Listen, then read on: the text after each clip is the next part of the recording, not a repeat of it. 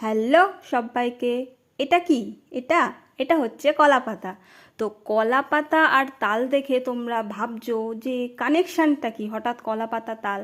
তো বেশি কোয়ারিজ না থাকাই ভালো। তো প্রথমেই বলছি, কলা পাতা তাল দিয়ে আজকে কি হবে, একটা নতুন রেসিপি, তালের পাতা পোড়া। তো গ্রাম বাংলার অনেক ফ্যামিলিতেই বা অনেক পরিবারে এই তালের পাতা বড়া অনেক যুগ যুগ ধরে অনেকেই খেয়েছে, তো সেটাই আমাদের বাড়িতে আজকে হয়েছে। তো এটার জন্য বেশি কিছু করতে লাগে না। তো প্রথমেই যেটা লাগে সেটা হচ্ছে তাল, একটু সুজি, ময়দা, পরিমাণ মতন চিনি, লবণ। তো তারপর এগুলোকে ভালো করে মেখে নিতে হবে। মেখে নেওয়ার পর তারপর কলা পাতাগুলোকে পিস পিস করে কেটে তার মধ্যে এগুলো ভালো করে লাগিয়ে নিতে হবে বা মাখিয়ে নিতে হবে। তারপর একটা গরম চাটু বা যে কোনো কড়াইতের ওপর রেখে দিতে হবে।